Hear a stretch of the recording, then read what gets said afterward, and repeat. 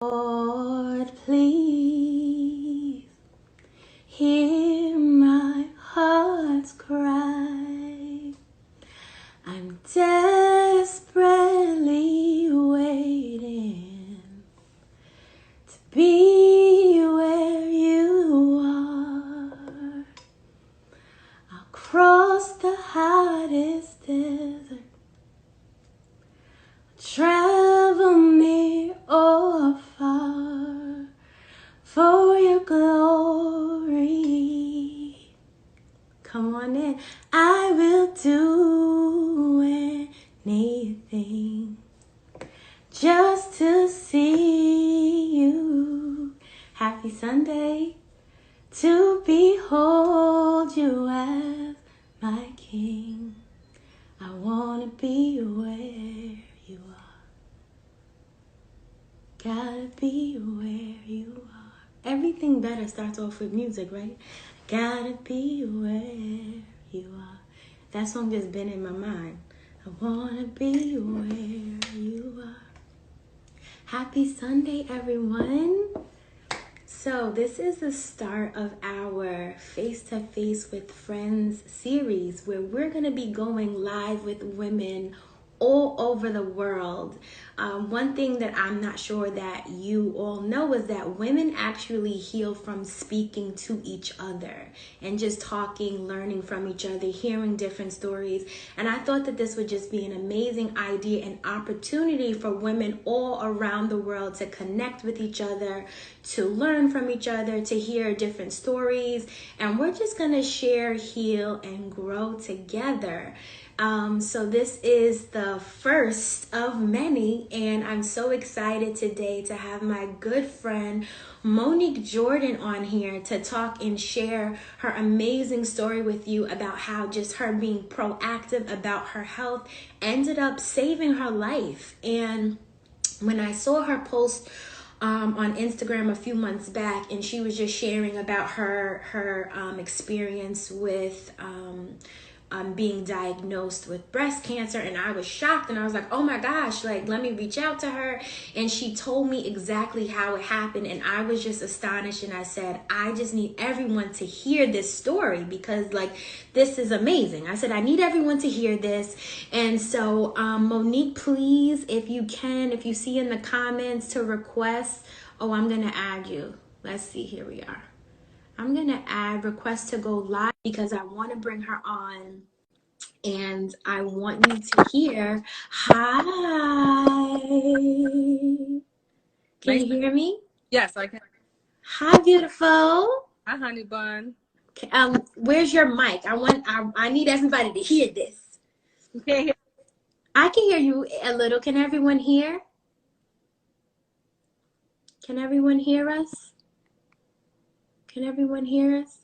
So this is Monique Jordan. Monique and I have known each other for 2 decades, over a decade at least, a good 15 years. So I was telling everyone, I was on social media and I saw that Monique had posted a post about her being diagnosed with breast cancer, which absolutely shocked me. I hopped on the phone as soon as I saw it and I reached out and I was like, what's going on? I'm sorry to hear that, but thanks be unto God, everything is good and well. And her way of finding out was just super proactive, and I wanted to share that with everyone. So Monique, we were talking and you basically shared with me that you were having like one specific health issue that you went to the doctor for, and then you ended up like just tackling everything.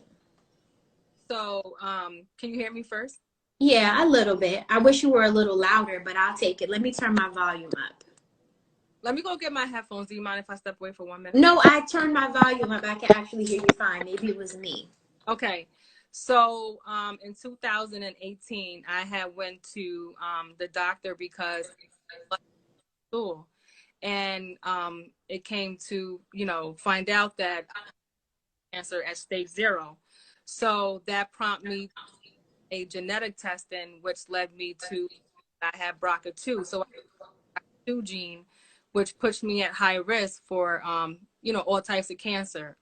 So, just a quick question. So, when you had first initially saw that, there was blood in your stool, like how fast did you end up like going to a doctor? Did you wait? Like, what was that process like? Oh, well, I was at the doctor for physical, and Okay. it was within that appointment that it was discovered that I had my stool. So Mm-hmm. go see a GI doctor, Okay. and that's when I immediately appointment. I didn't wait. I didn't, procrastinate. I, did it immediately to Right. go and get that, looked at. And so then after you had gone to the doctor and you went to the GI and you had like, did you have like it tested or like how did you initially find out that you had, is it stage 0 or stage 1 colon cancer? It was stage 0. So Okay. there was a polyp, and they sent it out to the lab, and it was cancer in the polyp. Right. So that right there, kind of just put everybody on high alert. I had my genetic testing done after that, and then that's what prompted all of my testing to, like with the mammogram and the ultrasound, and then that's how the whole journey started. After that, Right. So was there a point in time, because I remember you saying that you actually went to the doctor because there was like a lump or something in one of your breasts. Now, was this before you had been diagnosed with stage 0? yes, Okay. this lump was in a whole nother breast. It wasn't Right. the breast that I had got diagnosed in, but it wasn't nothing to worry about. And all along, I'm asking for a mammogram and an ultrasound. Well, the mammogram, but Right. give it to me because they kept saying I'm too young, and I'm explaining to doctors, cancer runs in my family on my mother's side. Doctors still, So even with basically you expressing to the doctors that cancer runs in your family, you expressing to the doctors that you're feeling something, they still did not want to give you a mammogram. no, no, Wow. no, mm-mm. Not until we got the genetic testing, and then that's when they, circle back around the mammal then after that genetics testing came back. So for me, when you had said that, I was really surprised because I had never really heard about that before. So what prompted you to say, I want to have a genetic test? I mean, that seems like, I guess if you know, you'll do it. But if you don't know, like what prompted you to say, like, I want a genetic test done? Well, I didn't really know about it. My aunt had it, and she told me about it, which is my mother's sister. So what prompted me to do it was because I kind of knew I carried it. I just had a feeling, and I knew that if I went to go get it done, and if it came back that I carried it, then I can get the mammal. So that So what exactly, when you say I carried it, what exactly do you mean by that? carrying the BRCA gene, BRCA2. BRCA2 So that's BRACA, with the number a two. BRCA2 gene. And when you had your genetic test done, it came back that you did carry that gene. Yes. And what exactly does that mean? It means that anyone who carries it is at high risk for a lot of cancers. And you constantly have to every 6 months. Well, for me, that's my case. I can't speak for everyone else. So I'm always doctors, get blood tests, screenings, testing, and it's just for like preventative. And with all of those tests done, it will catch anything that's forming. God forbid. So, so after you had gotten the genetic test done, you then took your results to your doctor who didn't want to give you the mammogram the first time. Yeah, I And did. then what? And then what happened? Well, I left him because I was Mm-hmm. staying with him, and I found another doctor when the mammograms. I found another doctor in another area, and we got the mammogram. Found out I had calcification forming, and it was stage 0 breast cancer.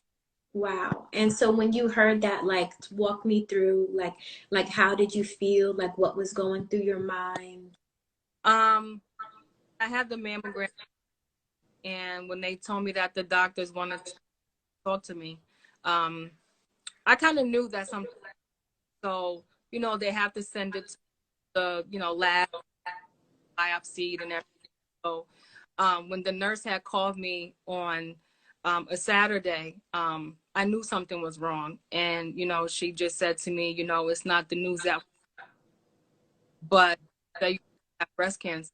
And I remember within that moment, I just became numb. I just sat on the bed like, is she talking to me? Because it was just a terrible thing to have. I didn't know if I was going to be okay. I didn't know how to feel. I was just numb.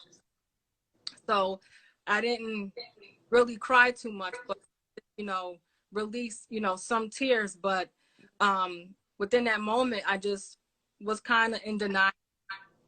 Me too much. It wasn't until I spoke to some friends, my family, and then that's when it really hit me, because I knew that I was a journey like ahead of me. Right. And so the interesting thing there is